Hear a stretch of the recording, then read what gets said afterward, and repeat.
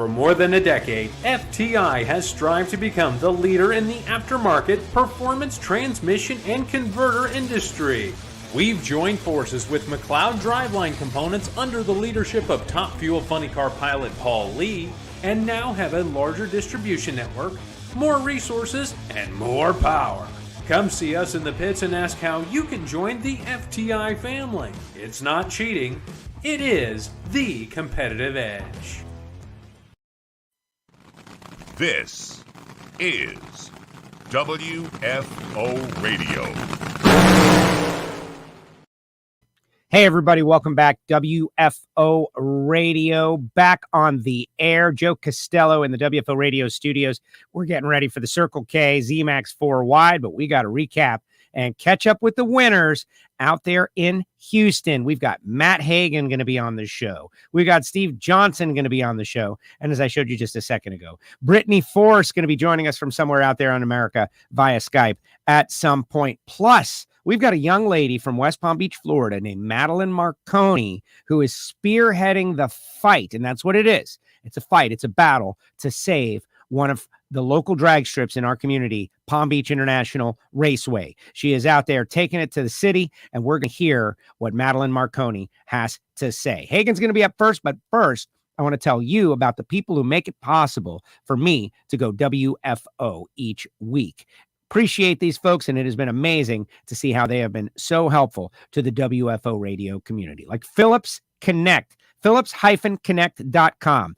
Are you a fleet manager? Do you have trucks going over the road? Do you sell trailers to people like racers? Pay attention, because it is an enterprise business. They have got all kinds of sensors that can keep your loads safe and your drivers safe out there. Go to Phillips-Connect.com. They are a technology company. Jim Epler is heavily involved, Mr. 300 miles per hour. And of course, Justin Ashley. Phillips-Connect.com. Also, Total Seal Piston Rings, the leader in ring seal technology, TotalSeal.com, Matt Hartford, and the team over there helping you unlock the hidden horsepower in your engine. I suggest you check out the new podcast, Hidden Horsepower, with Greg Anderson. He reveals all kinds of great information about pro stock engine building, and how it was something he had to learn about. TotalSeal.com. VP Racing Fuels, VP Lubricants, and VP Fuel Additives. Now, of those things, it depends on what you're doing. If you are a racer, VP Racing Fuels. If you are a regular consumer, VP Fuel Additives. And you happen to be a pro stock racer, maybe VP Lubricants is something you want to look at, because Camry Caruso went to number 1 with VP Lubricants inside her Titan racing engine. Go to VPRacingFuels.com to find out more information. Very proud to have VP Racing Fuels on with us. And then there's FTIPerformance.com, torque converters, transmissions. I don't need to say any more than the spring fling at Galat just started in the first final round. Guess what? A battle of FTI cars. Troy Williams and the Rabbit. Again, Kevin Brannon goes out there and wins another $20,000. Like, you needed it, right? Yeah, you always needed. FTI Performance Transmissions, FTIperformance.com. Torque converters, transmission fluid, and transmissions for high-powered pro mod, top dragster, top sportsmen, or your .90 or big money bracket race car. Later on in the show, I'll tell you about samtech.edu, Frank Hawley's drag racing school, and my buddy, Marvin Rodak, and Rodak'sCoffeeandGrills.com from Fort Worth, Texas. But right now, we're going to go out to, I think he's in Virginia. He's back home doing a little bit of work on the farm. Mr. Matt Hagan. What's up, Matt? How are you? What's up, Joe? How are you, buddy? I'm great. What are you up to today? Like, what happens? This is a short week. And I know you're a busy guy. Man. What are you doing? Super short week, and it's kind of one of those things where you're home for a few days, try to get all your dry cleaning done, check on all the stuff on the farm. We're laying hay down. We got, we're selling cattle. We're buying cattle today at the stockyard. Just not enough hours in the day, man. Just kind of one of those things where you get a couple hours of sleep and you go back and do it again. But super blessed. I got to looking through I got, those posters of the wins and stuff like that. And I don't know, I just stumbled, I got a big thing that my folks made me for Christmas, and just stumbled across it this morning. I was just flipping through it and just so blessed, man, to just kind of look back at some of those memories and stuff. And the Houston deal, winning my first race there. And, just kind of one of those things where I guess I've been to 70 finals and 41 wins now, or 72 finals and 41 wins. And I guess it's a pretty good batting average, for baseball or something. I don't know how that really, translate into drag racing, but that's just a lot of rounds, man, and a lot of wins and just a lot of opportunities to put trophies up on the shelf. And what a special weekend with Dickie Venables, and second race of the year for TSR, and we put a nice little gap there on Robert with a points lead. I think we got 60 points or something like that spread now, and which that ain't a whole lot, but it's something, and it's just to come out and just run so strong. We've been to every final except for one, and and I think we went to a semifinal. So car's just running really good. Dickie's doing a really good job making the calls on race day, and my lights have been on point, and I feel like I'm driving the car well and seeing the groove, and it's just all clicking, man. It's firing on 8 cylinders, so it's just been good. Well, you said I pay attention when you speak, and you say a lot of good stuff, man. You know the stats, you know what's up, and that the year after you finish second, you have won the championship in the past. Like, you come back with a vengeance. Like, it's annoying to finish second. Yeah. And that's what's happening. All final rounds except for one race, which was a semifinal round. And that is strong. That's dominance. I mean, I knew that though. This team has been so good for a long time. You guys, we'll have our valleys too, man. You have that in fuel funny car racing. You're going to have some peaks and valleys, and you're going to have a couple races where you go like, damn, that didn't go our way, or we're going to be on the backside of a good drag race. And those are expected, but I think if we can keep the consistency up and go those rounds, and, if you're starting to make it to semis, quite often, it's those points start adding up fast, And we all realize that we're going to reset the points there at the end of the year and start all over. But it's just nice to if we can stretch this lead out here and do well. But funny car is so competitive. I mean, way more I feel like than Top Fuel. I mean, there's a handful of good Top Fuel cars out there, but there is a pile of funny cars that are good. And it's anytime that you can go out here and do well in the funny car category, I think that it's just super challenging, you know what I mean? So not taking anything away from Top Fuel, but I just if I'm a team owner, I'm gonna build some Top Fuel cars because I feel like I have an opportunity to win more over there, you know what I mean? Just because funny car is just so competitive. There's 10 to 12 cars out of that 16 car field that run every weekend. They run strong, and we mix up qualifying on a regular basis, because there's that many great cars out there. Well, exactly. But we love that, right? Like, I guess. I mean, I don't know. I'd like to, every now and then have someone have a bad light against me and just go through the weekend and just win it with we got through some hard cars early on, you know what I mean? I mean, we did our ladder the way we qualified, number 8. You have Force first round, which feels like a final round. Then you have Caps, which is the number 1 qualifier, which feels like a final round. You got JR Todd, which is a great lever, and cars running well. And then you have Bodie, which it's his birthday, man. And it's like, well, he's supposed to win it because that's just how stuff happens. You know what I mean? Like, they pull it out. But honestly, Bodie was running good, and, unfortunately, it looked like they smoked the tires and he legged it out and it blew up, but that's just, a kid wanting it and wanting to drive. And, it's race day, man. Like, all bets are off on race day. You don't pull your foot out of it, I guess, but it turned out the way it was supposed to for us, just because Dickie's family was there, and we were able to honor him and his dad and his entire family with the trophy. And, just a super, super emotional evening after we won the race with Dickie and his sister and their family. And, Dick Venables is a huge part of the reason why Dickie's in drag racing and so successful. And he's been, it's funny because the guy would come over and spend time at some of my signing autograph sessions and different things like that, where he didn't have to do that, man. You know what I mean? And he went out of the way to make sure that I knew that he cared about, this team and what they were doing and stuff like that. So, and Dickie, man, he's all in it, brother. I mean, this is his life. He doesn't have kids. He's giving drag racing everything, his entire career, his entire life, and so it was super, super special to be able to, win the race. And whether that's the last race at Houston or not, that's what they're saying. And, it's one of those things to where I started my first win there and we rolled out of there. If it's the last race with a win there, that's pretty awesome in itself.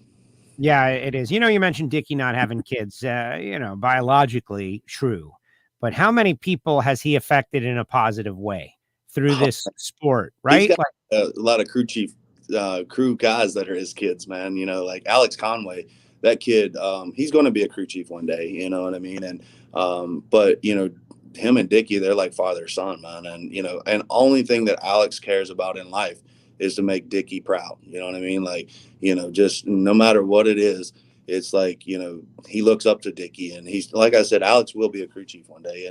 And it's just one of those things where, that kid, all he cares about in life is making sure that he's making calls and Dickie's happy with it. And that he's making Dickie proud on the race car, and on the racetrack.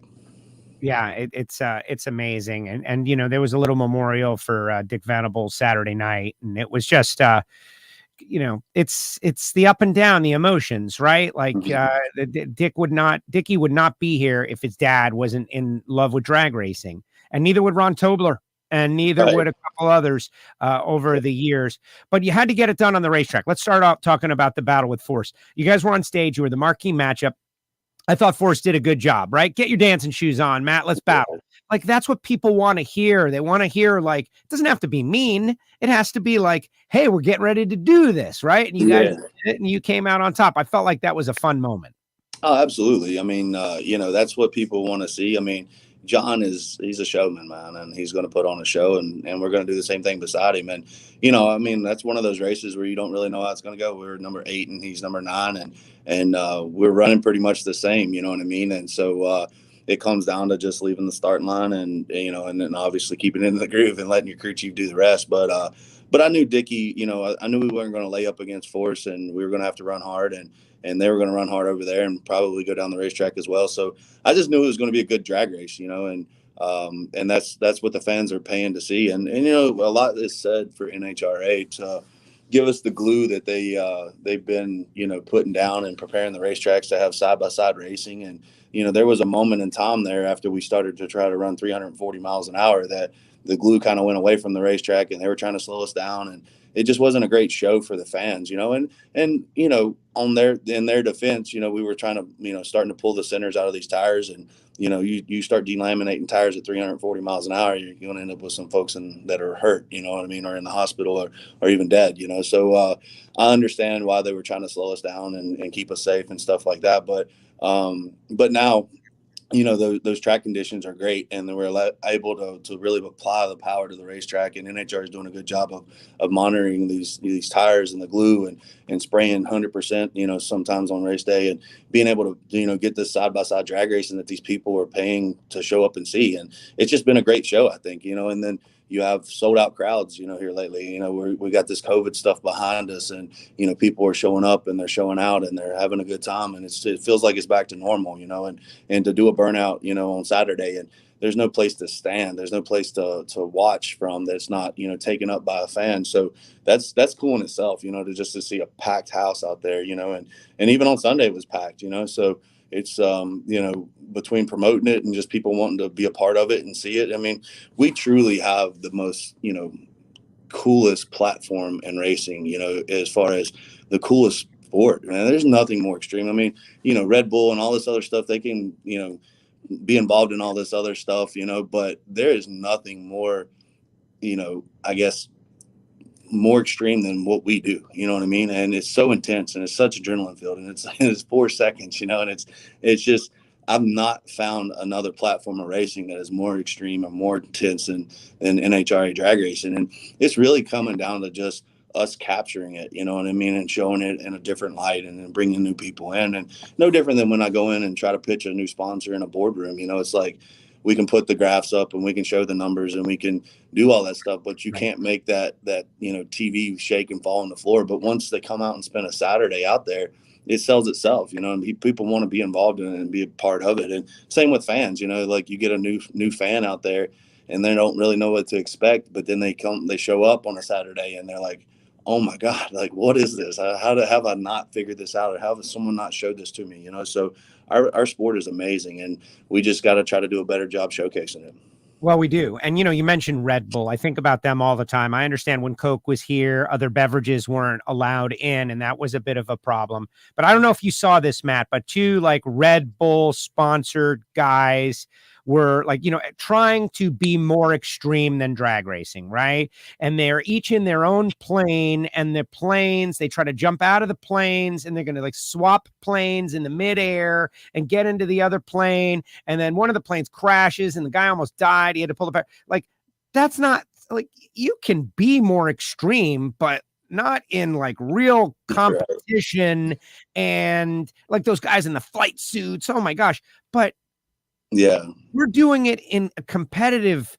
The competition is what's up, not like maybe it's a safe environment that you're running 330 miles an hour in, you know what I mean? Like, it's, knock on wood, it's been a long time since we lost someone in this sport, and it's because of the safety features that NHRA has put in place, but it's still, there's nothing cooler and more extreme than what we do, man. You know what I mean? And it's intense, man. And, it's something that you can't experience anywhere else, except for NHRA. And when two fuel cars leave the starting line, it's a 2.3 on the Richter scale. It's a small earthquake, so where do you feel that shockwave? How do you make your organs shake up in the top of the grandstands from that raw power? It's irreplaceable, man. I mean, I've drove drag boats and monster trucks and dirt sprints and late models, and I mean, you name it. Like, I've been able to jump in it and try it at least, and there's nothing on this planet that replaces the adrenaline and the speed and the feel you get from a funny car. Okay, your car's going really straight. I'm noticing that. Like, it's going right down the middle. And is that because you're driving it so great? Is that because it's set up so great? Is it a combination of both? But I'm watching that your Dodge, and it's going like straight as a string down the racetrack on its good run. So what's up with that? It's a little combination of everything. The year we won the championship, Dickie Venables, he come up with a new chassis design, and honestly, it gave us a huge competitive advantage. The car just hooks up, it works better.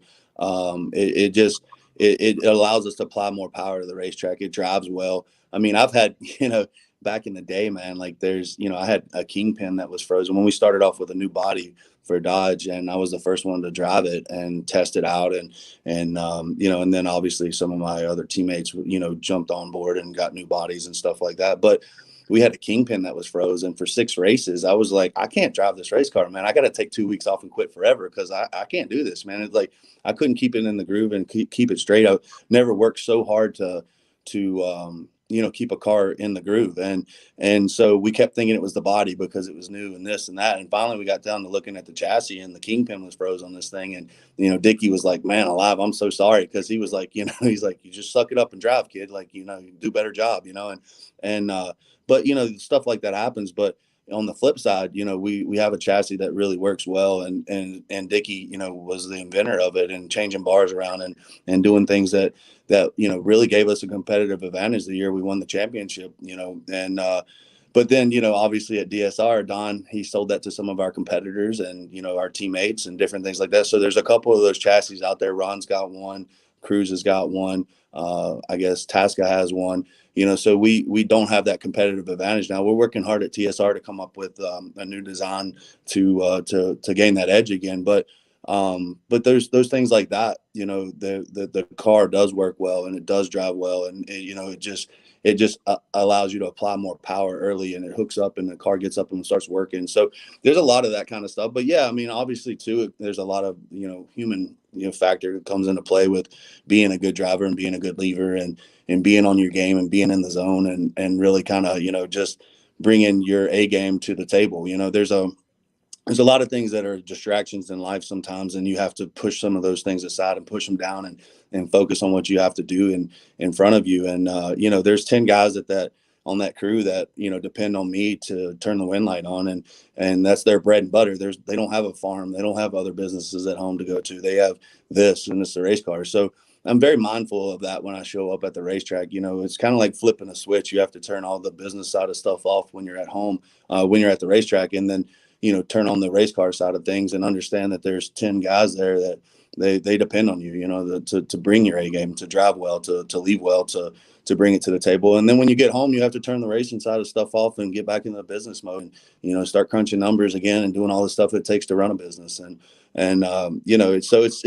it's taken a time over the years to do that, but I felt like I've become, I've done that well here lately, so I think it's just something that you learn as a driver over time, how to turn things on and off. And, no different than, dealing with sponsors and dealing with TV and dealing with fans and dealing with all the stuff at the racetrack. Like for me, I can do that really well. But when I strap down in the car, it's like you turn all that off and it's just like you're in race mode. And it's, like different people do it at different stages of getting ready. But for me, once I pull down in the car, it's kind of like everything else turns off and the world fades away and you're just focused on, leaving the start line and keeping it in the groove. All right, let's talk. You got to talk about your team owner a lot these days, right? You always did with Don, but now it's even more so, right? Tony, what I noticed about him, like he went over and saw Erica in the winner's circle, the Courtney Drive That Bitch Back video. There's Tony shaking hands with Erica. Like he's buying Bobby Bodie a new helmet. Like, I don't know what's going on, but it seems like he's like putting a hug around the whole sport, right? Like, I don't know what's up with him in that this is like a new universe to him. And seems to be absolutely loving it. The guy's everywhere. And he's like trying to impact people that really don't have anything to do with TSR. He's making sure that, and I don't know that people can see it on the television broadcast, but Tony Stewart is everywhere in places that you wouldn't expect him. So give me your impression of drag racing affecting him. My impression of Tony is just, he's a great guy. He's just a good old boy, kind of salt of the earth stuff. I mean, he's a wheelman, right? Like I was looking up his accolades the other day, just to kind of compare him to mine, just like how many races has this dude really won, and because I never really followed Cup, you know what I mean? And, Tony Stewart's great, but like that's over there and this is here, you know what I mean? And I didn't really know how to take the guy at first because I didn't know if he was going to be, like this pompous ass dude that, real cocky or any of that kind of stuff. Obviously he's worth a lot of money and he's done a lot of things. And but at the end of the day, man, the guy is genuinely just a good dude. And, he's a kind of guy that you'd be like, all right, I'm going to hang out with this guy. You know what I mean? Like off the scene, on the scene, like you just, he's just got good energy, good vibe, and he cares about people. Like, one thing that I did notice, and I haven't seen him chew anybody's butt yet, because obviously we've been doing well and stuff like that. But like we had a crew guy that his grandfather died, and it was over in Mexico, and it was kind of secondhand kind of information kind of deal. And my crew chief kind of like tried to keep it under wraps just to, so didn't want to bother higher management with it, that kind of stuff where, and Tony came in and, he was like, I got a bone to pick with you two, which was my crew chief and assistant crew chief. And you're like, whoa, okay, well, this guy's getting serious now. Like, we're going to get to see the real Tony, and he's like, look, man, if something happens here, he's like, I need to know about it. He's like, these people are my family, and I bring them in here and we're going to treat them like family. And, if there's something we can do to help his grandfather out or his family out or this or that, he's like, I want to do it. You know what I mean? And I want to be a part of it. He's like, so we don't hold nothing back. We're one team, all team, and we're family here. So that was kind of cool to see, you know what I mean? And the guy, he don't take no shit, one of those things where I've seen him dealing with some business stuff and, it's kind of like, all right, this dude says what he means and he means what he says. And, if it comes out of his mouth, he's going to do it. So I've earned, he's earned my respect. Not that he needs it, but I respect the dude a lot, and it's something that, with drag racing, with NHRA, I hope they embrace Tony being here. I mean, it's a big deal that he stepped over here and decided to be a team owner. He brings a lot of people, a lot of crossover, a lot of, this guy, like I said, I was looking up his accolades and all the wins. He's done a lot of stuff, man. You know what I mean? Yeah. So, I mean, and he brings that to the table here. I love that. Yeah. I love that you didn't really know anything about Tony Stewart. Like, to me, that's awesome because drag racing is and has always been its own little universe, right? Like back in the days of the snake and stuff, drag racing was arguably bigger than NASCAR. And there are people who are drag racing fans that frankly, they don't know about what that other stuff is going on because they're focused on drag racing. And you're one of those people. And I just think it's kind of cool. It's kind of a cool deal. But, I mean, obviously he's big for the sport. He's good for everyone that he touches over here, whether it's another team, our team, sponsors, he's going to bring new sponsors into the table. And that's what NHRA needs. You know what I mean? We need new blood. We need new sponsors, and nothing wrong with the sponsors we have. It's just great to have new crossover and new folks coming out. And I mean, he's going to have 350 people from Stewart Haas come over this weekend in Charlotte. You know what I mean? Think about just the crossover there, just from his one company that he has there with Stewart Haas, So there's just a lot of good stuff with Tony, and I'm proud to be driving for him, and I think that we're doing a good job for him. And he seems to be genuinely happy to be here. There's it's kind of crazy because we were sitting in the lounge and he was like, man, I'm in Charlotte next week. He's like, I'm going to spend Monday, Tuesday, Wednesday, Thursday, all the way up to Friday till over at the Cup side of things, just to show those guys that I'm there and I support them. But he's like, I can't wait to go drag racing again. You know what I mean? So it's just he genuinely seems to be loving this drag racing side of things. And, I think he's probably going to test again Monday on in the dragster. And I'm trying hard to get him in a funny car. You know what I mean? Like, just try it, man. Like, you can drive a dragster, you can drive a funny car. Like, it's just cool that he wants to be involved. And everybody's like, why would you leave Don and this and that? It's nothing wrong with Don. I am very, very grateful for DSR and Don Schumacher Racing. And Don has treated me well over the years, and I've won a lot of championships there. And it wasn't anything to do with Don Schumacher or anything to do with the camp over there. It really, truly was about change and having, I've won, I've won championship with a different crew chief, and I've won championship with Dickie and one with, Tommy Delago. And it's about doing new things and trying, new opportunities and, and opening up new doors, you know what I mean? So, and I just knew that when I stepped over here with TSR, with Tony, it was going to open up a lot of doors. Well, it has, and it is. And the sport needs to grow and change, and things need to move around. And we see it all the time. Like it's change is good. And look how appreciated you are. And now I think that the super team model was good for a while, but now we got a bunch of smaller teams and each one is going to grow. And who knows how big this thing gets. Maybe there'll be 2 funny cars and 2 top fuel dragsters at some point at TSR. And that will be good for all the workers in the sport, et cetera. All right, let's talk 4 wide. You already mentioned, no, let's not talk about that. Let's talk about Matt Hagan getting branded. What the heck are you doing, Matt Hagan? What was that? Where did that come from? It was intense, man. It was intense when I put hit the parachutes out every run last weekend. It's still pretty raw, so, but it's a 3rd-degree burn, right? Like, I knew it wasn't going to be a stroll in the park when. But where does that come from? That idea, the concept, like, hey, let's do this. Tell me about that. Everybody's like, oh, Yellowstone. I was like, Yellowstone's fake. Like, this is real, man. You know what I mean? Like, my thing with it is I've been wanting to do it for years, and it's just, one of those deals where this is the same brand that I brand my cattle with. And it's for me, it's a legacy that I'm going to leave down to my kids. We got 3,400 acres and a lot of land and, a farm, and I got 4 children and obviously plan on passing that to them.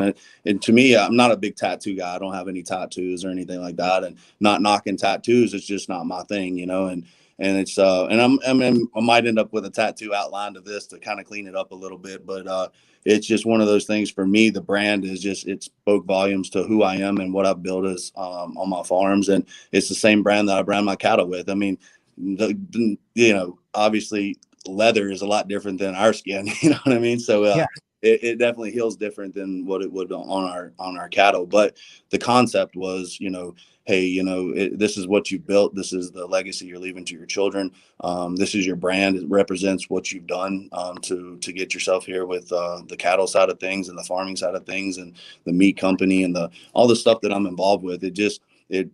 For me, that's why I did it. It wasn't just to be cool or to have a cool Instagram post or anything like that. It truly meant, what I've grown and what I've built over the years on my farming side of things. And that's what I wanted to know. And I think, I'm not doing that, but it's intense, brother. Like for me, man. like the part, right before he hits you with the hot iron, you can feel that heat glowing off of it. And then, it's obviously, it sucks and up until you burn through the nerve. And then once the nerve's gone, it's not so bad.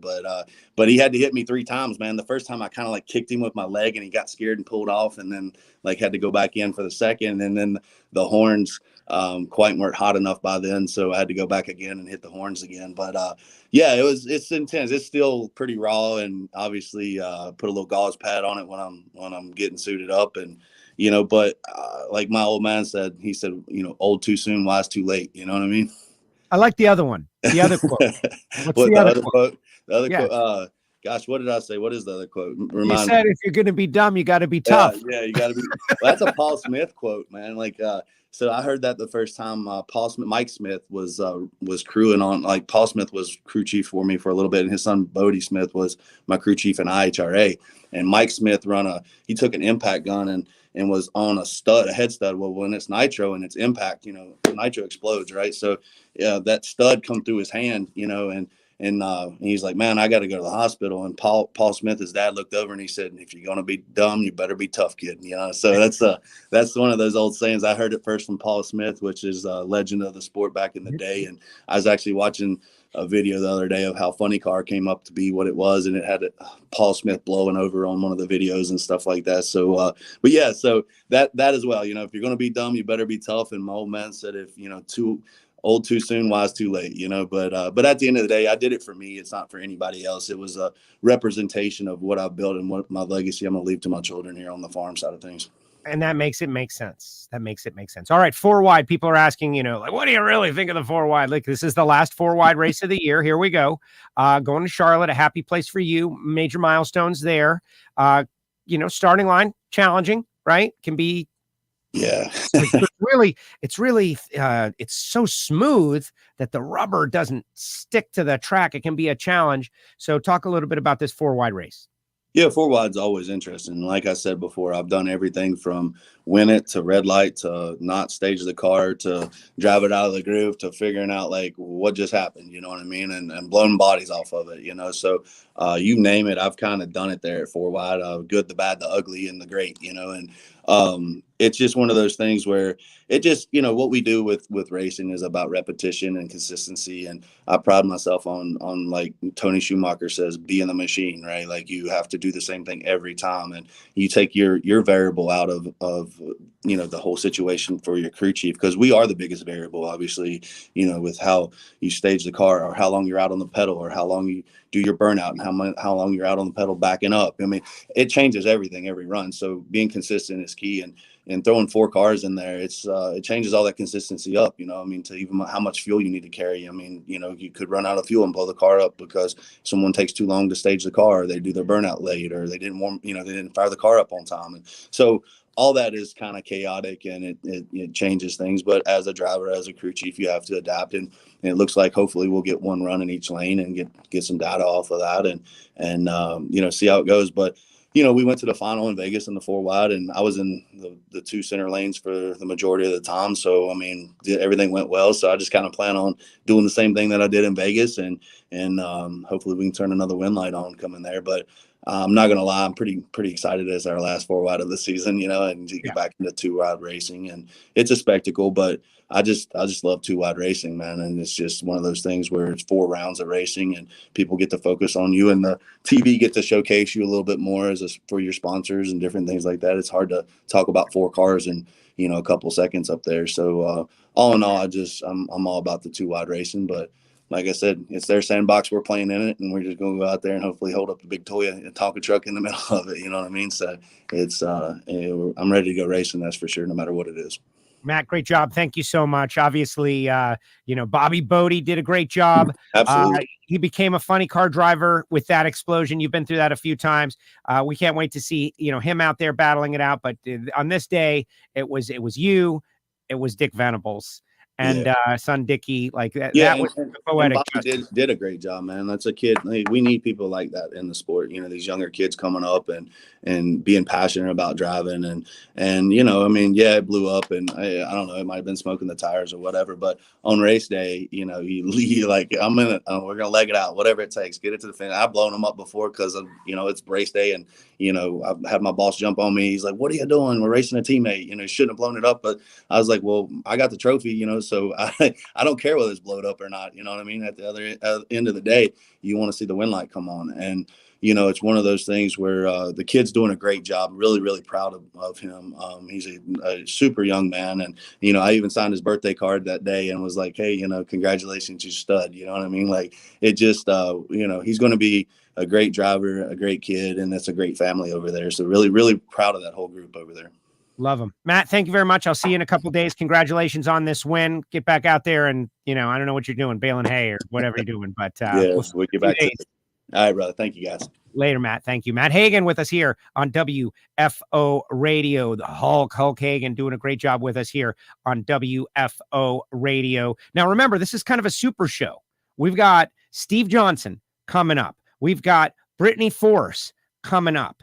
But right now, we're going to do something a little bit different. I've decided to put this right in between Hagan and Steve Johnson because I think it is of vital importance. As you know, this was the last race at Houston Raceway Park, and we lost Englishtown, and we're maybe going to lose Phoenix, it's looking like, and we need drag strips all around the country. Well, my first track, the home track, Miami Hollywood Speedway, that went away. I've experienced the sadness and the nightmare and the vacancy of losing this great place, but I had a secondary place to go to. And that was Moroso Motorsports Park, Palm Beach International Raceway, where I was able to win a Super Pro Track Championship and finish 11th at the 5-day bracket race. Those were unnecessary things to say right now, other than to pump myself up, which I will occasionally do.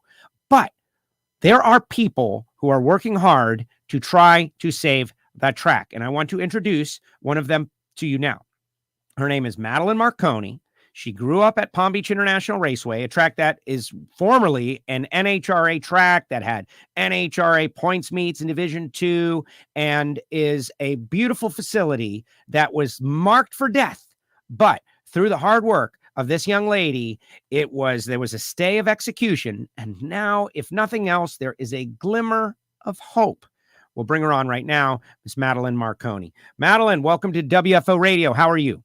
Hi, Joe. I'm good. Thank you so much for having me. I really appreciate it. Well, no, it's self-serving, Madelyn. You're doing a great job of trying to, number one, energize the local community who immediately, in my opinion, just kind of gave up, right? Like, oh, that's it. Big money coming in. There's no way to stop it.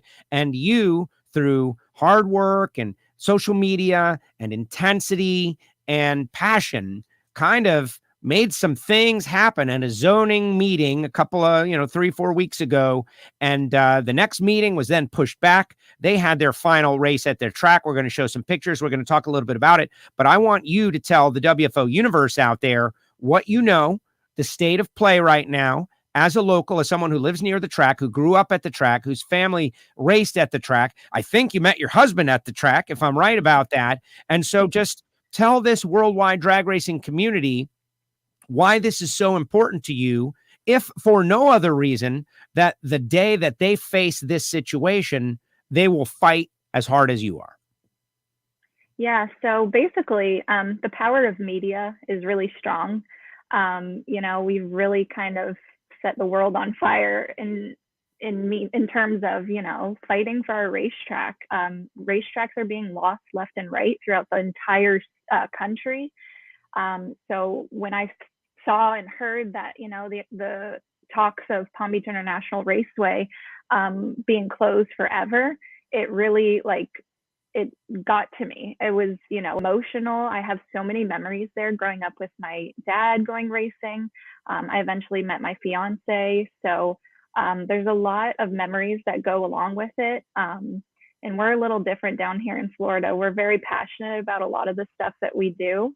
And we're not afraid to talk about it. And, everybody can say money will always win, but there always comes a time where, the public has the right to stand up for what they believe in. And, there was a lot of people at that April 7th meeting, and you were even there too, Joe, to see that, the passion. There's a lot of small businesses related to that racetrack. There's young kids who have moved up the ranks. 2 people from Jupiter alone have come through that racetrack on the road course side and made it to the IndyCar ranks. So that track, it's not just a racetrack. It's, a vessel for success. And, I always, from here on out, I'll always remember it as Moroso Motorsports Park. because that's when it was in its true glory. It was running, they had everybody involved, the county, the community was involved. And since that sale took place and it became Palm Beach International Raceway, I feel like it was lost opportunity. It wasn't really brought up to the level that Dick Moroso had it at. So in regards to what's going on right now, basically the meeting has been postponed to September 22nd of 2022. And they have to get these plans for a 2 million square foot warehouse approved. There are a lot of flaws in the plans that were brought up at the April 7th meeting. And, a lot of them have to do with environmental concerns, a lot of public safety concerns for travelers on the Beeline Highway directly outside of that racetrack. And there were real concerns. It wasn't just, oh, we don't want the racetrack. It's true concerns. And I've been working with actually the vice president of Calusa, who is a very nearby community. And there's actually a lot of drag racers in there. So they're really going to be working hard, and they're kind of joining efforts with me to, show up at that meeting and let our county commissioners know that we do not want this warehouse. That racetrack means so much to the community, whether the community knows about it or not. As far as, the street racing that will take place, it's not a matter of if, it's a matter of when it will take place. They're not going to have a place to go anymore. So I'm fighting for the community. I'm definitely fighting for the drag racers because it's near and dear to my heart, but I'm also fighting for the community because I truly believe there are major concerns if this racetrack closes down. And so, we're going to be there in September. I've pulled all the media I could to be at the last lap on this past Saturday. And, we're doing all that we can to let the community and the Palm Beach County commissioners know that there's going to be a lot of concerns if this racetrack closes. Oh, absolutely. So I want to warn you in advance, prepare an action step for the audience so that they can keep up with you. And we'll give that at the end. I do want to talk about the last lap, their last race, but I'm hoping it's not.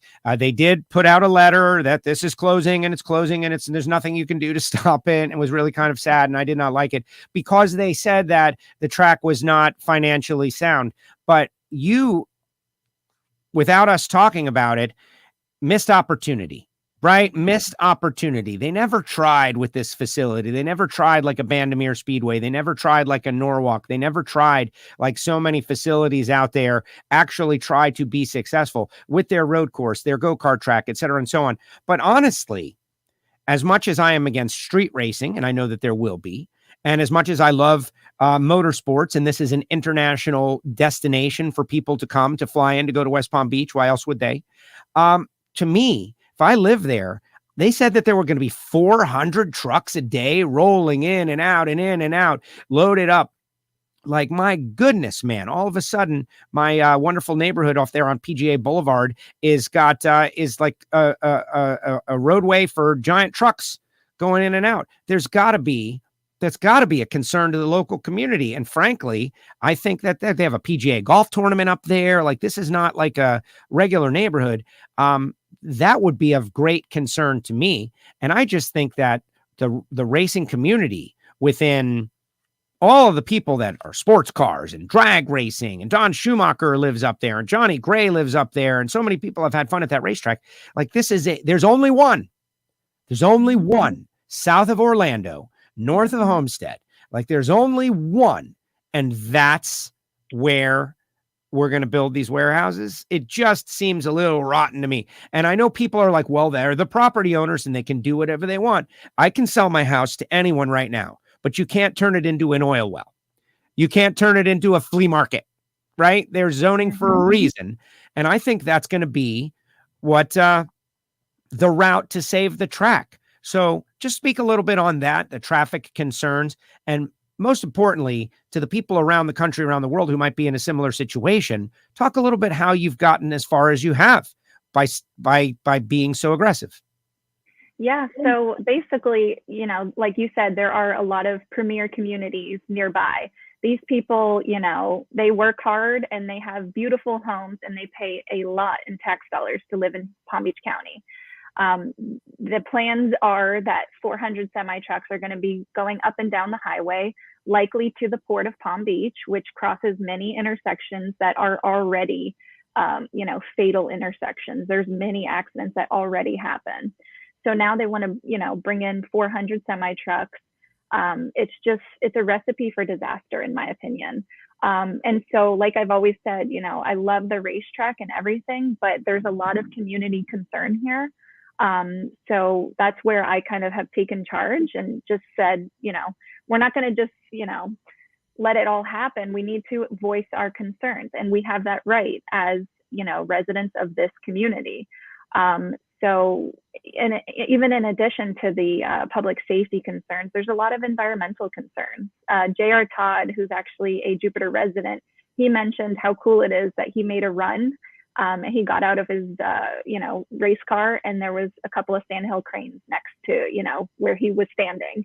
And they're so friendly out there, and, there's so much wildlife. And I personally am an animal lover.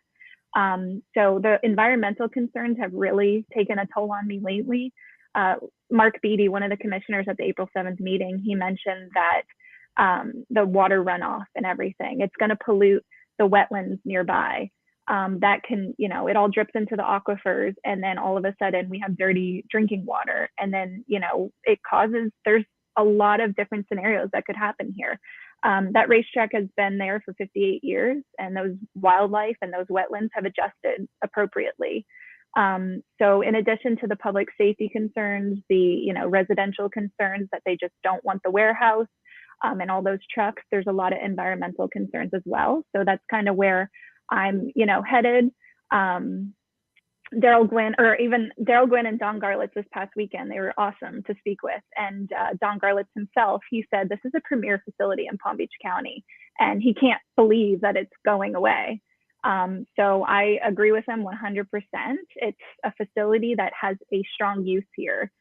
Whether people know about it or not, it really does in many different ways. So we're doing all that we can. And it could be so much better. Like, and if people who owned it, and I understand investments, man, you buy something, you want to sell it, and I get it. But this particular one-off thing that has been there for 60 years really should be grandfathered in as a historical landmark. It really is a core part of the community for people in automotive. It's been there for 60 years, for gosh sakes. We cannot lose it, right? Everybody's out there in the chat section, by the way. Blake from Wyoming, thank you for saving my buddy Joe's home track. Keith, as a Florida resident, we need to save the track from extinction. Billy Carroll, whose dad won the U.S. Nationals back in the day, Florida restaurant, the 5 days where the bar was set for big money bracket racing. As a kid, I saw many match races there well before Dick purchased the facility. Keith says, NHRA should award a race to this track. Well, it became an IHRA facility before IHRA became a zombie organization. And, if somebody did purchase the racetrack and it became NHRA sanctioned, it had an NHRA Division II points race in the past. I have no doubt that they would entertain the idea. Plus, it's FIA certified. It could have, sports car racing there. Nicole out there, great job, great plan. Street racing is everywhere in South Florida. Steve Johnson, who is next up, by the way, guys. Steve Johnson says, you are awesome. Thank you, because we are all in agreement. So tell me about the last lap, Madelyn. Like, we all saw Garlett's electric dragster have its glitch.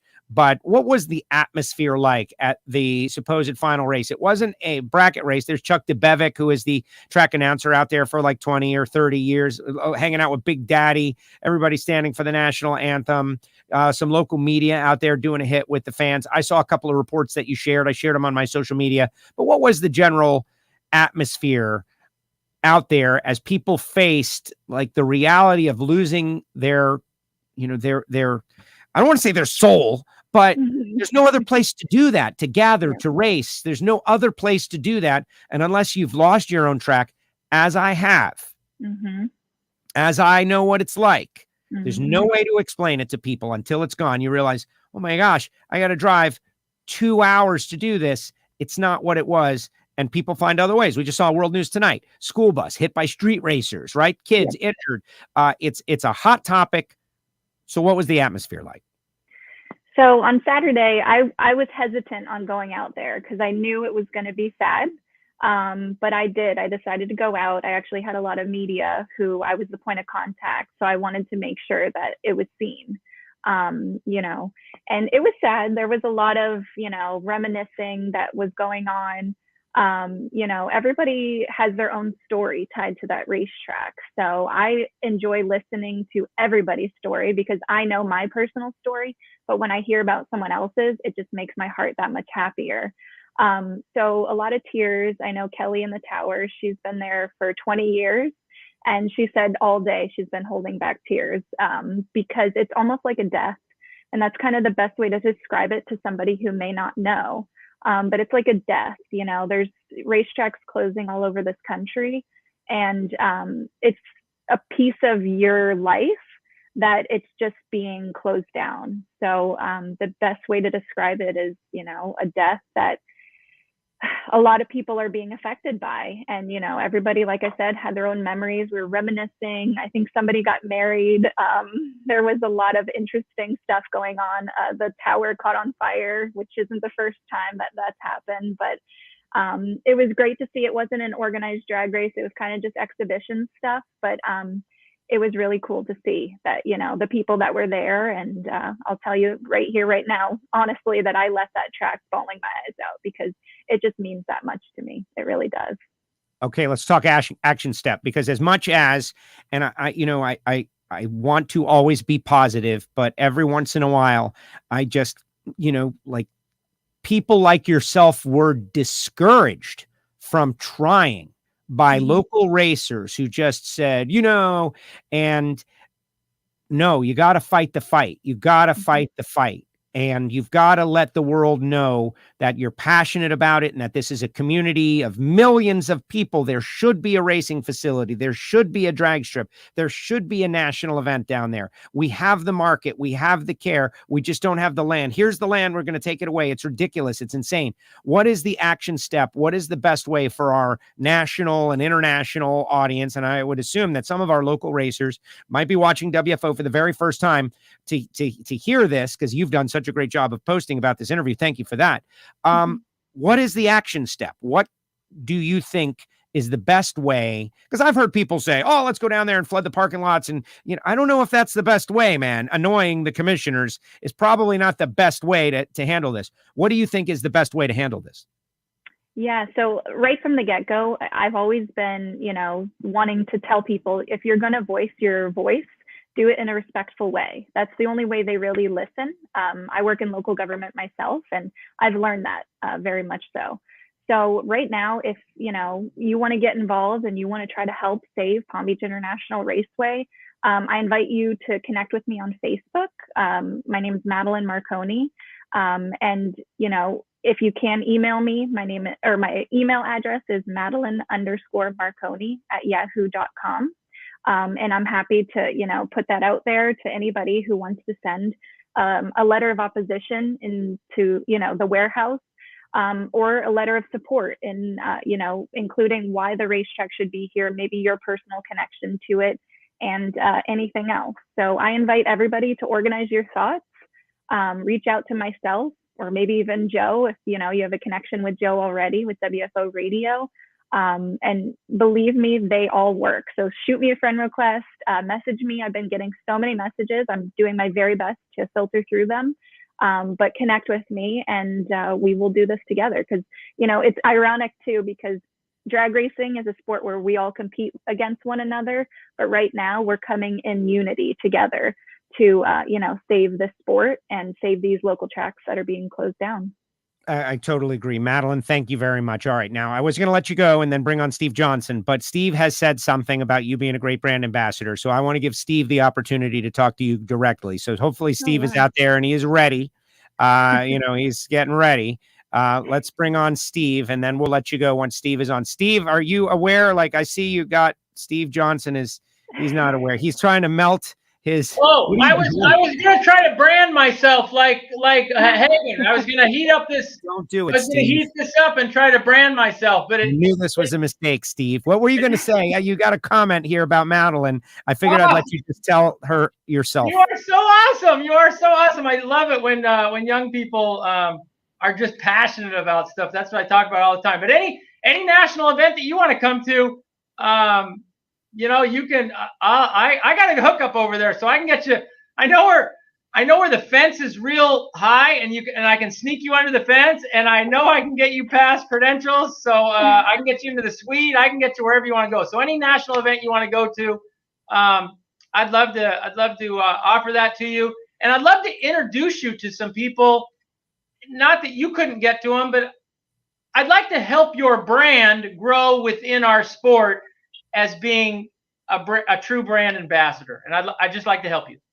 Thank you. Thank you so much. And that's actually one thing. I appreciate it. You are awesome, and I've always been a fan of yours. But that's the thing too. It doesn't stop with Palm Beach International Raceway. There's other tracks. Clay Milliken's sister, she reached out to me about Memphis, which is actually tied in with PBIR. But I'm willing to help anybody who needs it and, guide them through the process, because it can be done. And, it takes somebody to step up and, fight the fight, like we keep saying, and, things will happen. So I appreciate it. Thank you so much, Steve Johnson. And I think the sport's going like this. So if we can make the track owners gain more revenue, more net revenue, they're going to be happy too. So I think our sport's really ready to go again. And this is a little setback. So with you, we keep pushing forward. Yes. Thank you. And she works in local government. She understands how local government works. And so, again, to the naysayers, how about just stop naysaying and step aside and let the people who really want to fight on your behalf instead of discouraging them. And, maybe we get a good result, or maybe we don't. But in the future, people will know, and someone will say, man, that market needs a track, and something will happen. Like, who knows? But if you sit there quietly and just quit and just give up, like so many did, nothing good is going to come from that. Madelyn, thank you very much. Thank you. I'll get you a ticket. You won't have to sneak under the fence. I promise. I'll get you a real ticket. Yes. Thank you so much. I'm not, opposed to sneaking under the fence, but a ticket would be great. Thank you so much. Exactly. I've snuck under the fence too. Awesome. I have snuck under the fence. Madelyn, thank you so much. Thank you, Joe. I appreciate it so much. Have a good one. It was Madelyn Marconi with us here on WFO Radio. And that was Brittany Force calling in a little bit earlier. But I've got Steve Johnson now. And so, Steve, you won. Now, what are you trying to do? Don't do it, Steve. Don't do it. I love what Hagan was saying about branding himself. I want to brand myself with I'm such a suck up. I want to brand myself. Yes, don't brand yourself, man. Like, as Hagan, he's got all that. What would you be branding yourself for? He gave us all that information about his family and the farm and all of that. What would you be branding yourself for? I just want to brand myself. I want to follow in the steps of the NHRA followers. I just want to let people know about NHRA all the time and drag racing and how you can make a career out of it, or you can just have a lot of fun. Whatever it is, drag racing. Hey, I've always said it in those school programs. I don't believe there's any career out there that does not relate with drag racing. So our sport provides an opportunity to grow your own brand and have fun doing it. And all right, specifically with making money. I'm calling you time. I'm calling a timeout on you, Steve, because I feel like you and I are in a good spot, right? Like, we got a great relationship. I can tell you anything. I can tell you, Steve, listen. The people. Yes, listen. The people that are watching right now are already sold on drag racing, man. They love WFO. They've subscribed. We got to get to a different spot with this interview. 200 mile per hour, Steve Johnson. Monster cylinder head, Steve Johnson. Track record, both ends at Houston Raceway Park, and you're going to close the place down, Steve Johnson. Let's talk about that. Well, there's a lot there. Do you have, Steve, do you got a spare? Like, that's one engine. Do you have a spare engine? I do have a spare. I do have a spare engine. Yes, I have a. Spare. I thought we were going to talk about that at some point. That spare thing. And if y'all didn't watch the NHRA show, and the motorcycles always have some kind of controversy.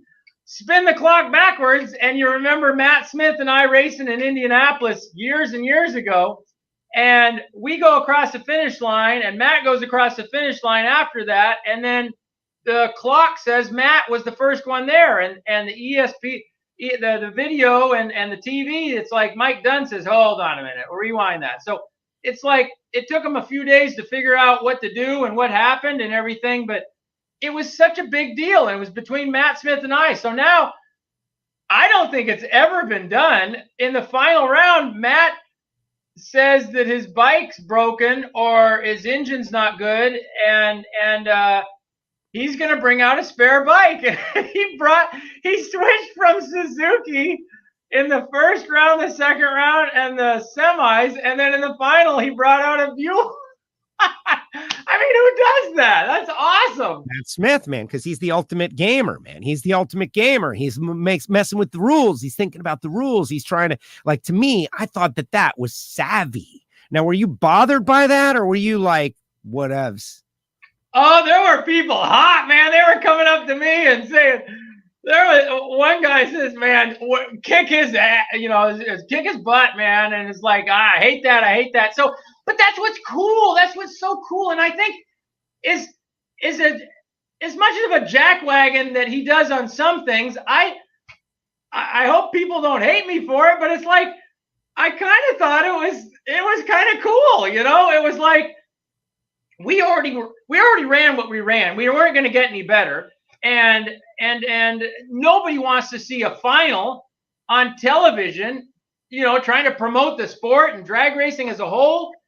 It doesn't do any good to race a single, but I just don't know if his bike was broke. Eddie Hill started that thing, and I think his car had a blowover or something was wrecked or something like that. And I think it was really about, if a funny car body blows off and the chassis wrecked or something like that. I don't necessarily think it's a deal where we don't have time to change a valve spring. We have 3 broken valve springs. We don't have time to change the engine, so we'll just bring out another bike. I don't think that's the spirit of the rule. That sounds like what he did, and the only thing that does is it forces everybody to have a spare vehicle in case something like that does happen. Interesting. Bottom line, I do have a spare. I have 2 pairs of needle nose pliers. I have a spare tire for my truck, and I have spare NGK spark plugs for my engine. So I do have some spares, so I'm getting there.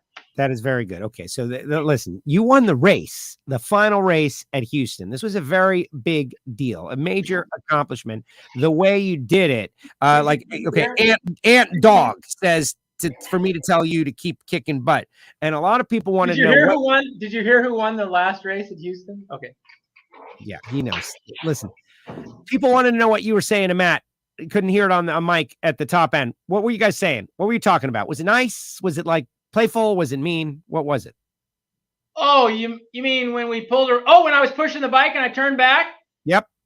And I said, hey, professional, how about them hobbyists, huh? Oh, okay. But on that though, okay. And we've talked about this, but Steve, look at how your program, and you even alluded to this in the media center. And so this is where I want to go. Like, I love the Matt Angie versus Steve Johnson rivalry because I think it's great. It makes me want to watch the race. Get in the center of the camera there, Steve. You're like off to the side a little bit. Get in the center. Okay. No, the other way. Yeah. Okay. But wasn't he right? And didn't that motivate you? And didn't you get as good as you are now kind of because he lit a fire under your butt? No. Disagree.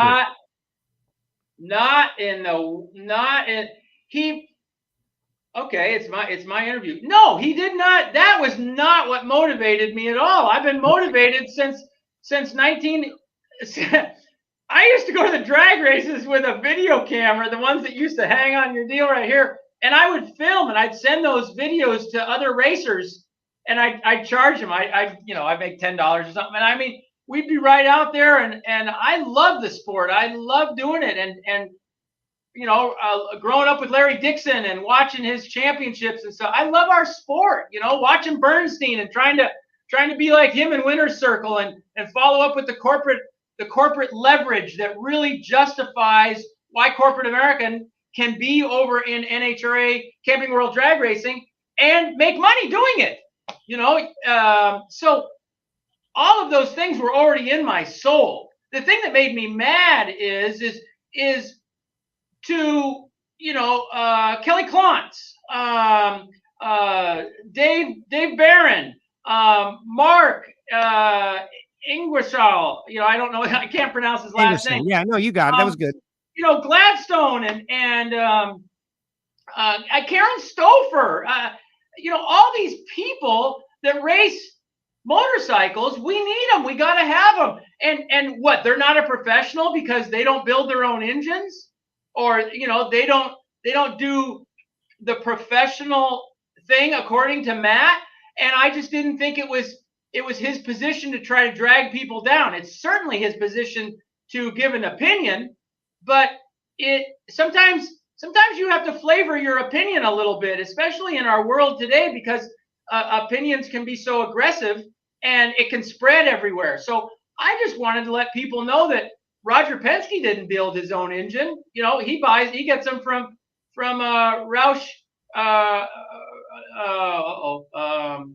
Roush Yates. Runway Racing Engines, right? Roush Yates. Yeah, well, Roush Yates, and it's like I think Roger Penske's pretty professional, So I just wanted everybody to get another flavor of what Matt was maybe trying to say there. That's where I'll stick up for him. I get it. At least he's aggressive enough to say what he's thinking.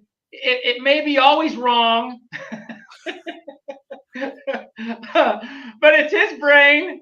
And Angie goes to bed with him at night, so I thought when he come around, when I said, well, go ahead. They're watching right now, right? Like they're watching. Like, this is going to be the thing. You guys got to race again this weekend. They watch.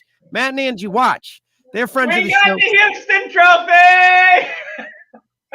And this is where it goes. This is good. This is good stuff, because you know what? He's going to be fast, and you're going to be fast. And you know who else is fast? She's fast, and Karen's fast. And there's a bunch of bikes that are fast. And the Buells just got 10 pounds taken off them, Steve. What do you think about that? I mean, how is that even? Matt's got a bike that goes 228 miles an hour and a quarter mile. We barely go 201. And they take 10 pounds off it because he's not running the bike. I mean, he makes one run. That was a pretty good run he made. Right off the trailer, by the way. Right off the trailer. You got to give that dude credit. He's in the slowest session. Yeah. And he did do pretty good. But it's not him. It's not him. None of that was him. Who was it? It was Nate.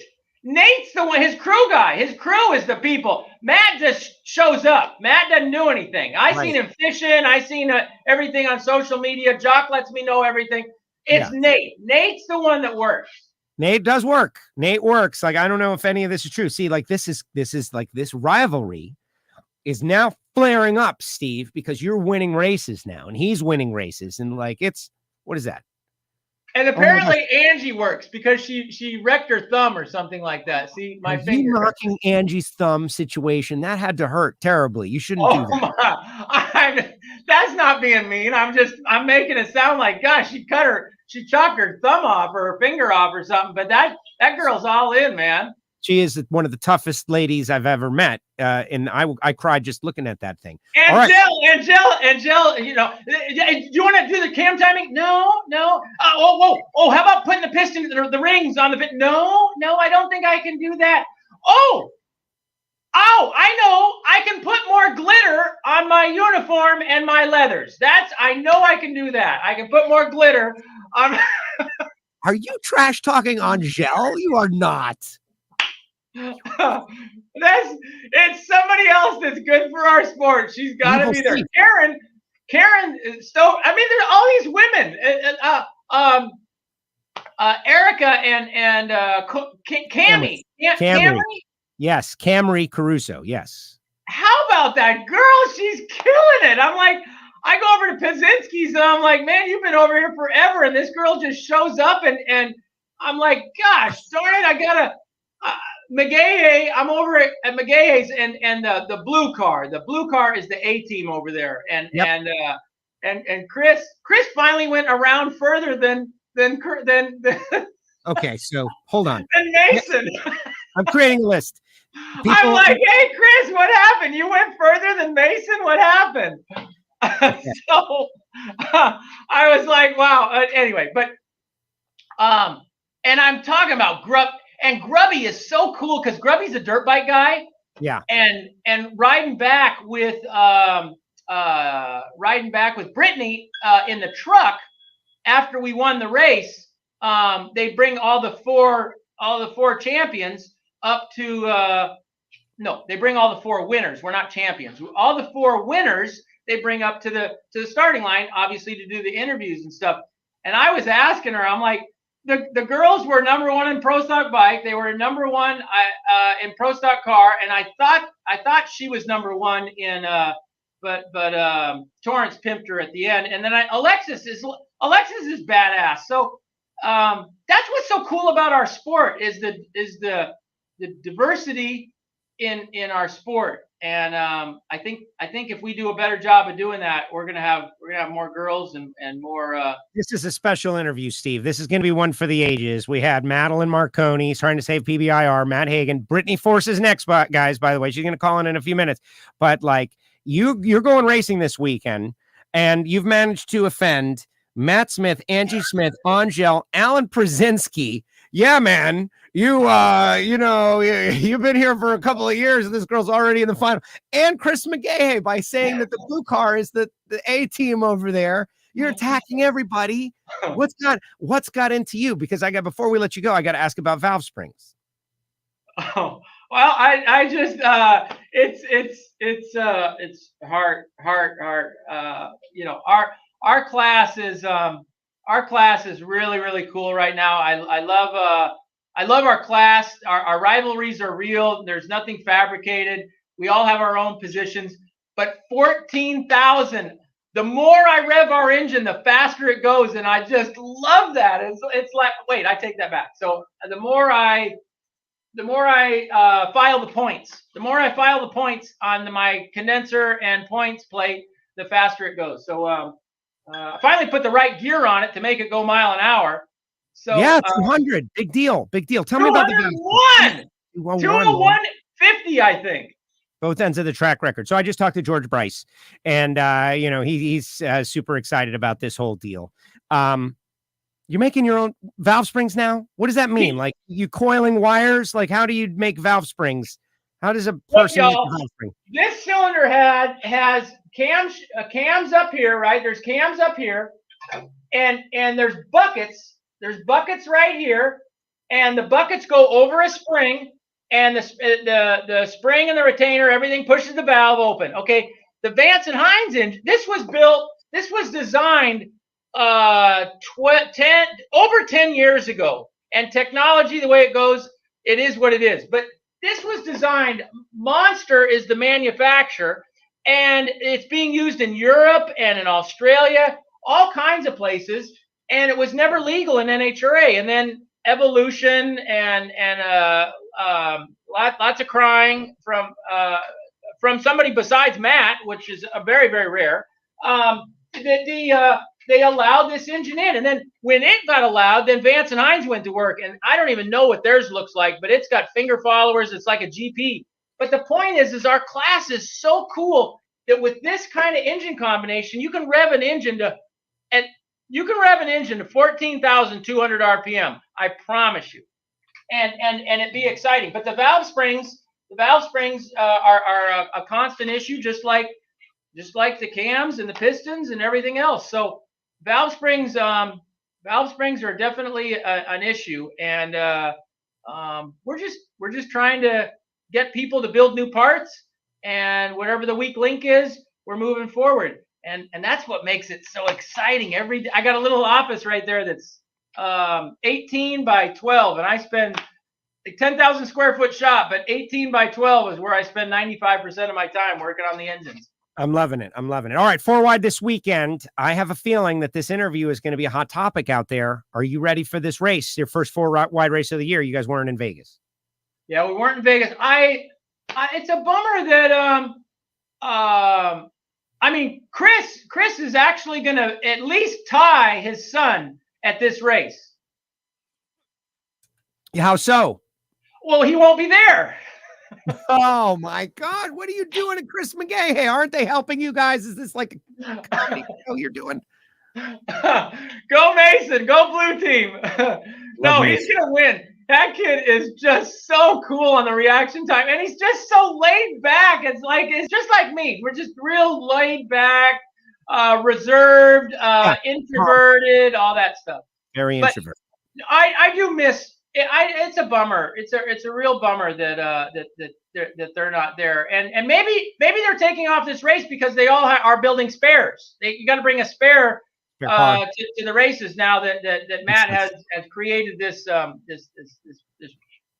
particular situation. Well, it is going to be very interesting to see. But that having been said, I don't find it possible that the car that's the spare, whatever it is, could be just like ready and better than the one you're working on. The one that you're working on is got to be better because you've been running it all weekend. You know it. Wait, sir, you missed the point. When you run at high levels and you're in the semis, you've surely made 3 runs in one day. You put a lot of stress on your stuff. If there's no time to fix a valve spring, if there's no time to roll in a new rod bearing, if there's no time to change the transmission, if one thing goes wrong, you wheel out the other car. Right. I'm going to the Suzuki dealership after this event or after our interview, and I got my PPP loan, and I'm going to go get a spare bike. You shouldn't say that on the air, just in case someone is monitoring from the government. You shouldn't. Joking.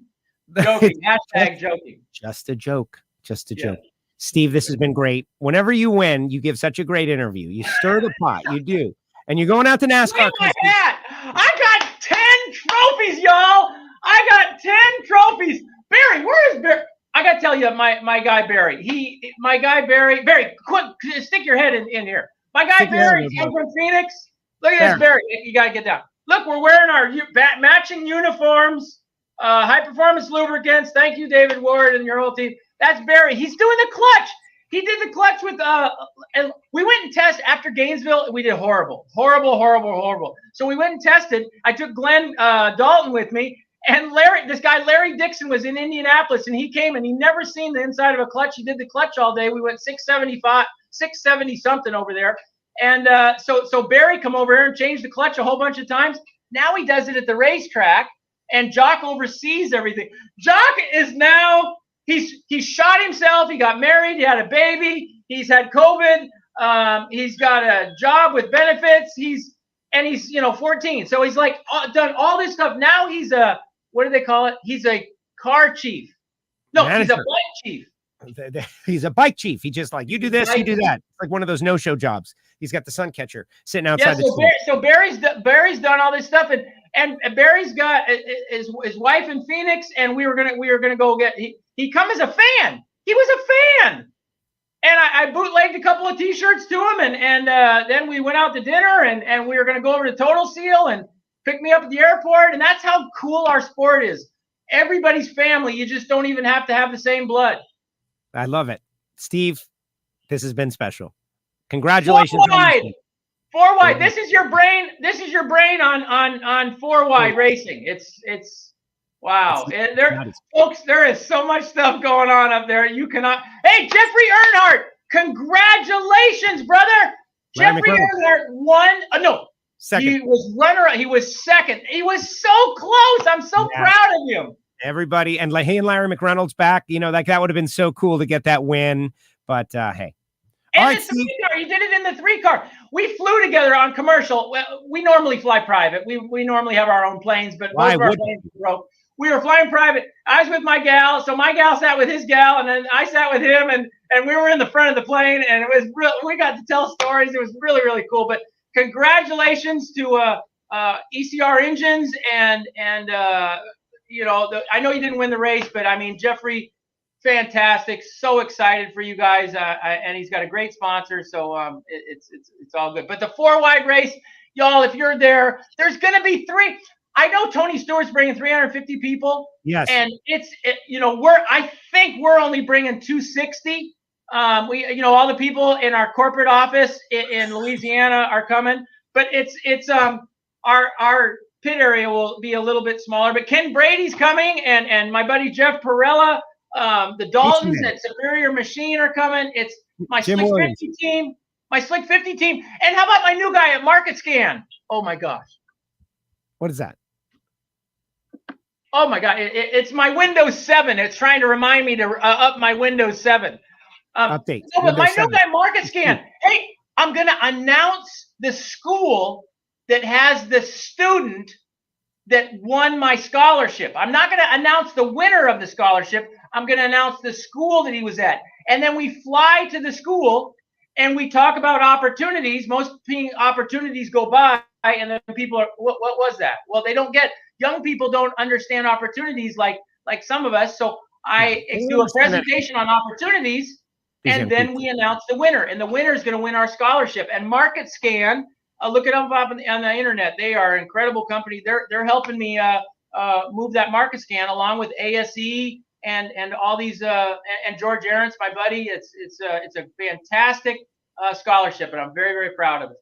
There it is, Steve. This has been epic. I appreciate you. I will see you this weekend. Thank you. Are we still in the green room? Are we going to go live in a minute? Show that we're going to bring you on in a second. Are you ready? Is that exactly? Are you sure you want to say that? I'm just getting warmed up now. Getting warmed up. Are you sure you want to say that stuff? And this guy, cue the music. Say goodbye to Wally, Steve. There he goes. Say goodbye, Steve.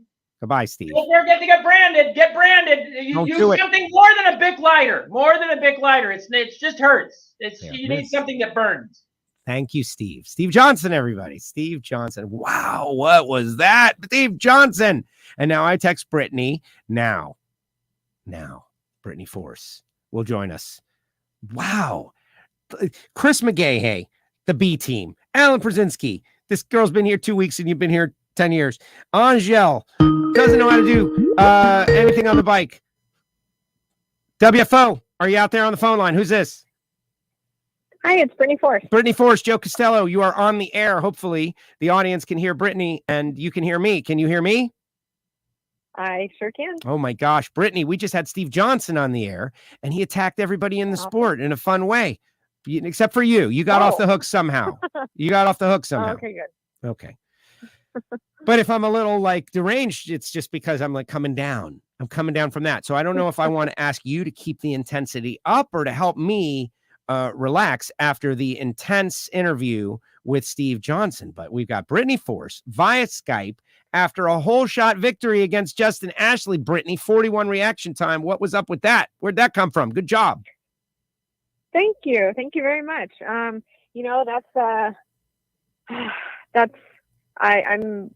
not one to deny it. One place I struggle is reaction times, and we've lost races on that. And that's something that's tough for a driver to overcome and get past and put it behind you and move forward. And then you end up doing it again. So it's one of the toughest parts in this career for me is keeping your focus up there and cutting good reaction times. It sounds so easy when I'm standing up there on the start line watching other cars go down and you're watching on TV. It seems so easy. But when you strap yourself into a car that goes 330 miles per hour, less than 4 seconds, when you launch and you're feeling, 6 Gs, 100 feet out, you're staring down that amber, trying to keep your car in the groove when it's dropping holes. There's a lot going on in a short amount of time. And it's hard to, make sure you're on top of your toes and keeping your head in the game.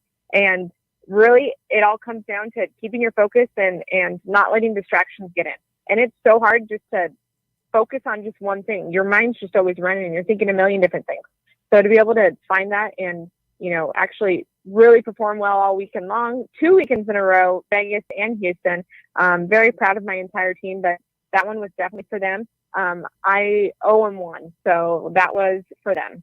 All right. And I'm harping on this because to me, it's the most interesting aspect, watching an athlete be challenged and feel the moment and live up to the moment. And I want to know why. I want to know why. And going 41 did you just tag it? Like, did you just see it real well? Was that possible last year? Could you have gone 41? Have you like trained your brain? Have you trained your muscles? Have you changed the car? 41 is Antron territory, right? Like that's Justin Ashley. That's Austin Prock. That's Antron. If Brittany Force starts being able to pull a 41 when she wants to, that's going to change things out there in the NHRA. And so I'm just kind of wondering about that, if you could elaborate. Well, it's a final round. You're going into a final round. There's more there. There's more on the line. It's a final round, and we have Justin Ashley laying next to us. He's one of the best leavers in the sport. He always has killer reaction times. I mean, through qualifying, every time I've ever run him. So we knew we had to bring it, and we didn't have lane choice. We lost lane choice, and that was a key factor in hopefully turn it on a win lane. So I knew I just had to figure it out.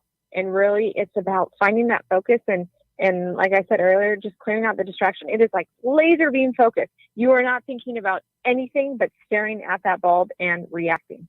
And it's tough to get there and to be able to pull it off and do it. But I knew we had to step it up. I knew I had to step it up, throughout the day. And reaction time was where I needed to do it, especially against him. And again, I found it. We got it done, but I need to figure out how to repeat that and continue doing that throughout the season. Yeah, back-to-back wins. That's a big deal.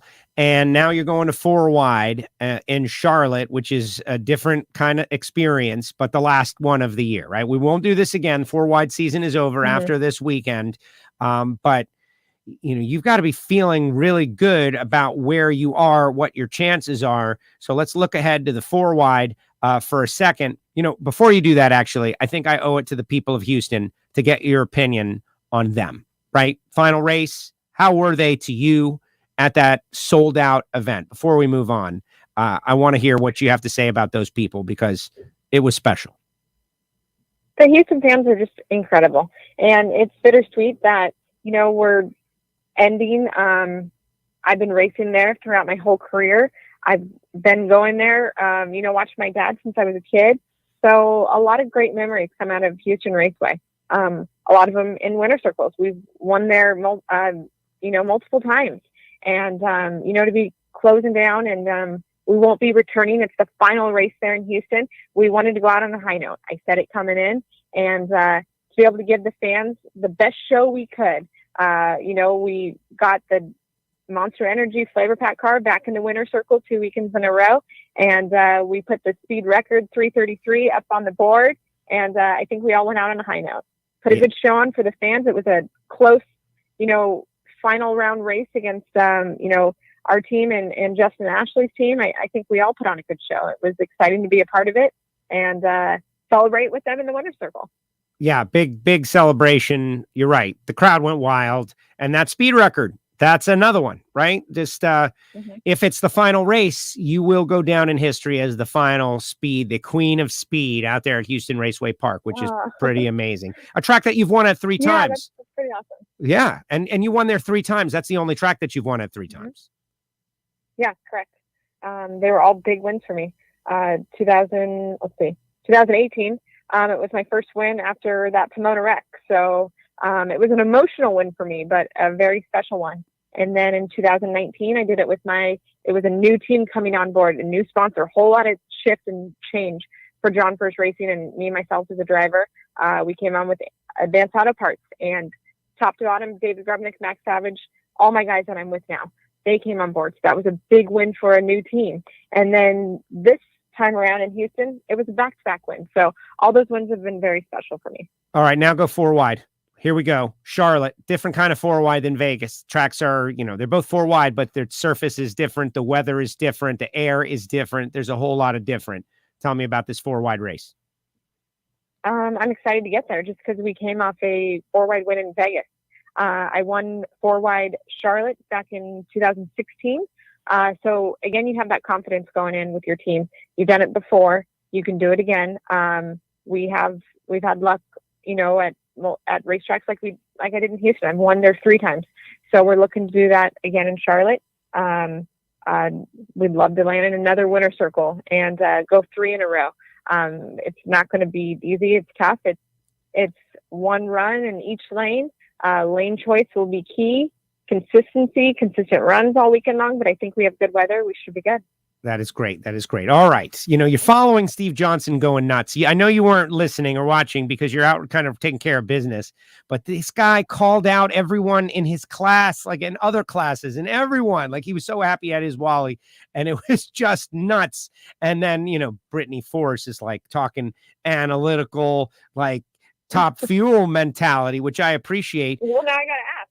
Did he say anything about John Force Racing? No, he did. I gotta know. He did not. He did not say anything about John Force Racing. He attacked Pro Stock. He Chris McGahey. It was all in love, though, in my opinion. Like if I had to, it was like wrestling, right? He was doing a wrestling interview. Do you ever watch wrestling, Brittany? Like when you were a kid? No, I'm not sure what that is. World Wrestling, like Hulk Hogan. Oh yes. I misunderstood what you said. Well, no, you understood okay. correctly. I called it wrestling because that's what you're supposed to call it, wrestling, as opposed to wrestling. But he was doing. I guess I'm not a big wrestling fan then. Well, no, I understand. But the guy was off. You know who he reminded me of? Let me guess. Yeah, guess.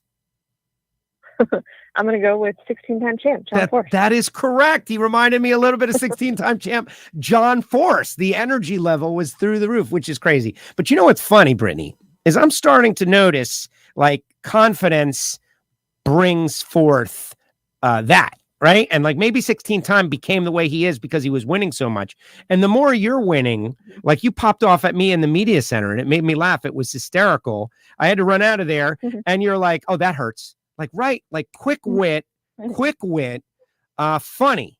And that's something that he did talk about Grubby. Steve just texted me. He goes, no, I talked about Grubby being a dirt bike guy and that he loves Grubby. So he shouted out your guy, but it was cool. It was the positive comment. But so let me ask you about humor, Brittany. Like, do you like comedy? Do you like, are you, like you obviously have a quick wit and a quick humor. And the more that you're like winning and relaxed and having fun out there, I don't know, man. I think you're capable of a quick burn here or there. I guess it depends on the moment. There's been moments where you climb out of your car and you're in the heat of battle and, things will fly out of your mouth.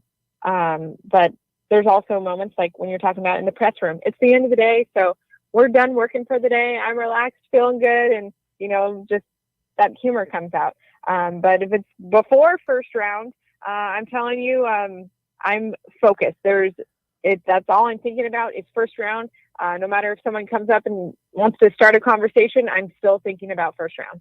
That makes perfect sense. Brittany, thank you very much. Appreciate you. In the game. Yeah, well, and it makes perfect sense, right? Like after you've won, you've conquered, that's when the backslapping and the fun stuff happens. When you're in the heat of the battle, you're not really ready for that kind of nonsense. And fans should understand that too, by the way, especially with autographs and all that. It makes perfect sense.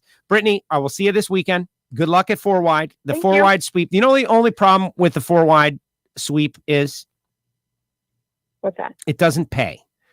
If you win both, I think there should be like a 50 grand or a 20 grand or a 10 grand bonus sponsored by somebody out there in the world. I think that would make it better. If someone sweeps 4 wide, they should get a bonus of some sort. Do you agree? I like it. I agree. I will be putting that out there. Yeah, put it out there. Charlotte this weekend. Put it out there, Britt. All right. Thank you, Brittany. Have fun. Thank you so much, Joe. There she goes, Brittany Force, with us here on WFO Radio. And there you go. How about this edition of WFO Radio? You got to share the show, folks. This is one that you probably want to share. Most importantly, because of Madelyn Marconi and Save PBIR and Save Drag Strips Everywhere and her willingness to help. And I positioned her right in between all of that so that it will get shared. It will get shared. Now, I do want to tell you about one more thing, but I want your comments in the comment section right now. Put your comments in the comment section right now about anything that you heard on this show. And I'm going to tell you about 2 things as we part ways. It's been a particularly long show, and some people have suggested and heard that maybe I'm under the weather, but maybe I'm not. Maybe I'm just fine. You never know. Big thanks to the folks at VP Racing Fuels. Have come on board with WFO Radio for a while this year.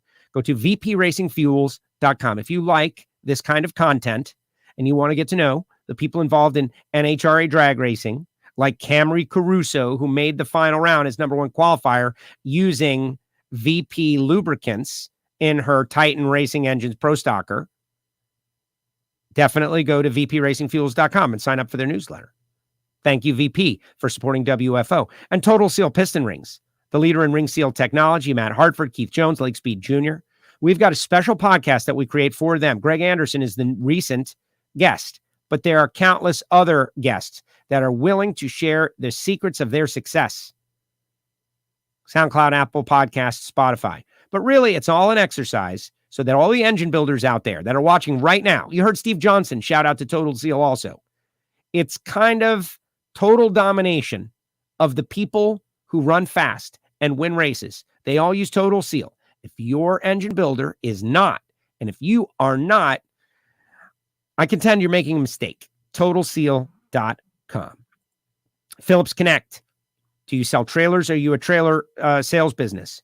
Are you a fleet of trucks? Do you run a fleet of trucks? Are you a big giant corporation with a fleet of trucks and trailers? Folks at Phillip Connect make sensors to keep your loads and your drivers safer out there on the road, whether it be trailer temperature, whether it be tire pressure monitoring, and countless others. Jim Epler is at the core of this branch of Phillips.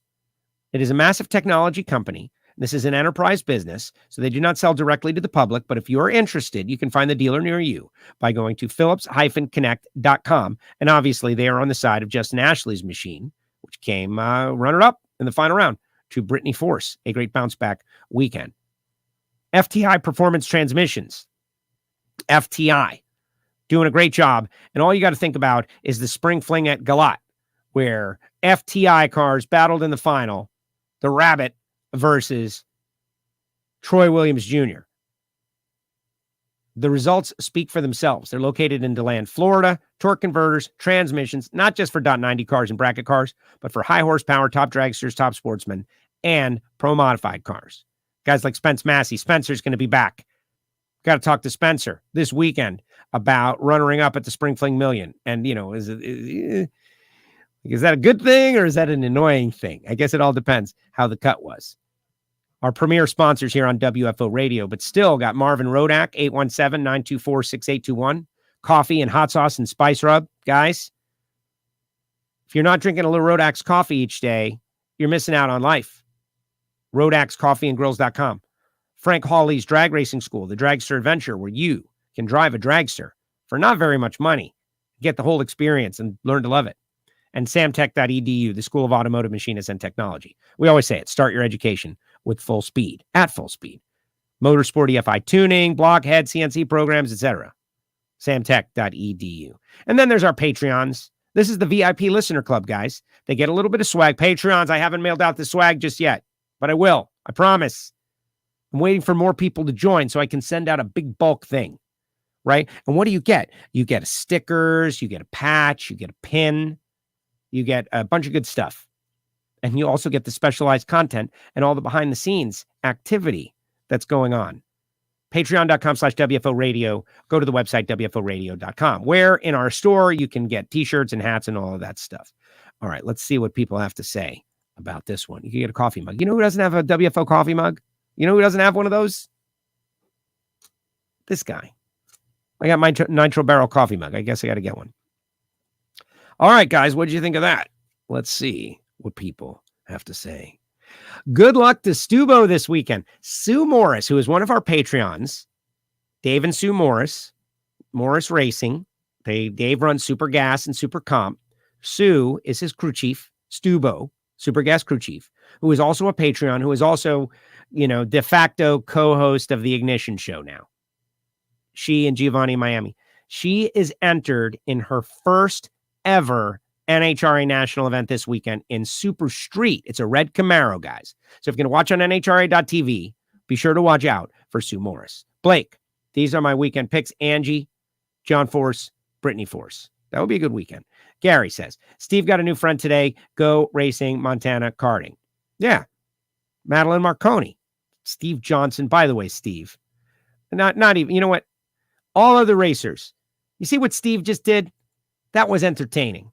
That was fun. It was a little wild. It was a little crazy. It was a little on the edge. Maybe he'll have to fight off the McGahays or lose the people who are helping him hone. But that was like wrestling, baby. That was like wrestling, like Dusty Road, the American Dream, daddy. Hard times. You got to go watch. Plant, close it. Anyway, I'm not doing a good Dusty Rose because I'm under the well. Did I hear that Pontiac is coming back? No, Pontiac is not coming back. That's a rumor I started. Did Grubnick get the Spring Nats sign hopped up? Yeah, I took a photo of the Spring Nats sign. He's trying to make it run 3:30. Steve Johnson was great. Thanks. Monica, fun show today. Thanks for doing what you do. Safe travels. Thank you, Monica. Keith, sounded great. Awesome show. Support the sponsors. Join the Patreon group, says Keith. He's getting his value out of it. He likes it. And Jay Blake, whose team won in AGCO. And so many others supporting WFO. I'm fading fast, guys. Looking forward to hopefully meeting you at Norwalk in June. Thanks for everything, says Mike. Thank you, Mike. Appreciate you. And that's the thing about WFO, guys. This is a community, and I am slightly, I won't say I'm in control of it. It's kind of happening around me, and I'm losing control of it day by day. But that's fine. I don't, we don't have leaders here. Naysayers, stop naysaying. You heard me say that. That's right. Save PBIR. Mark, Facebook is like one of the worst inventions in the history of man because you really can see what people really think all the time. And watching people who spent their lives racing at a facility just roll over and play dead and give up and quit. It's like not exactly the kind of person you want to be in a foxhole with, right? Not that any of us have to be in a foxhole at any time. But then again, I think the Ukrainians were thinking that not that long ago. Enjoyed the show. Entertaining guests. Thank you. Brittany 3-peat in Houston. She won 3 races there. She didn't win 3 in a row there. But 3-peat in Charlotte, that's possible. And you shouldn't say 3-peat. Pat Riley could sue you. Brittany has come so much more outgoing from her alcohol. Brittany has become so much more everything. I have been an advocate of Brittany Force since the very beginning because, not everybody is like this open, gregarious character. When John Force is your dad, you know what solves every problem is winning. Winning solves every problem. And she is doing a great job. She clapped back at me, and it was in a fun and funny way. Josh Hatchett, who's running the media center in the NHRA, is like, hey, do you want to run this interview right now? And I said, no. And she goes, that hurts. Just like, bang, whip smart, quick. And I feel that too. Like I can be, pretty quick, but I got to hold it back because I don't want to make people mad because people will tend to get mad from time to time. And I don't want to do that to anybody accidentally. Oops. But she let me have it. And I walked out. Brittany winning back-to-back races is the best thing I've seen in a long time. Go Brittany, conquer Charlotte as well. Keith Kaufman, Sport WFO sponsors. There you go. All right. And that's that. Did I get them all? I think I did. Peoples. And let's get out of here. Would love to help WFO any way I can. Need a moderator? Yeah, exactly. Thank you, Keith. Keith is great. Keith. So when are you going to send me the sign, Keith, for the wall? What happened to that? I'm kidding, Keith. I'll send it to you. Keith has got this like amazing sign from Moroso, and he wants it to send it to me. And we talk in Gainesville. Hi, Joe. Bye, Joe. Alaska? He wanted me to go to Alaska. Joe, you should come up to Alaska Raceway and visit this summer. You know what, Carlos? That's a great idea, buddy. Love the longer interviews. Can't wait to get out here in Norwalk. Patreon meetup at Indy. Yeah, Patreon meetup, Indy, and Vegas 2, and maybe another one. We did a shortened ignition show last night also, just specifically to tell everybody about Sue Morris. Steve Johnson is out there. Too much negativity. When we win, it's a major shot of adrenaline. Is that supposed to be adrenaline, or is that really adrenaline? No, man, that's not negativity, Steve. I loved what you did. I felt like you were like Roddy Piper. And I wish more people in the drag racing community would just let it fly. Just like that. Everybody loved it. I loved it. I don't know what Matt and Angie thought, but deep down, I think they probably loved it too. Eddie. See you on Thursday, Eddie. 7:30. Thank you, Blake. Get off so we can go back and hear Steve. I agree. I'm not going to do it on the air. I'll send it to you. can send you a Banks Power sign, put in the background in a t-shirt. You can send me whatever. I love stuff. All right, guys. This one has been special. If you enjoyed it, go to the WFO store and buy some stuff and support our sponsors. I will be out in Charlotte this weekend. I hope to see you all there. And I think the saga will continue. Remember, Madelyn Marconi, most important thing that happened on this show.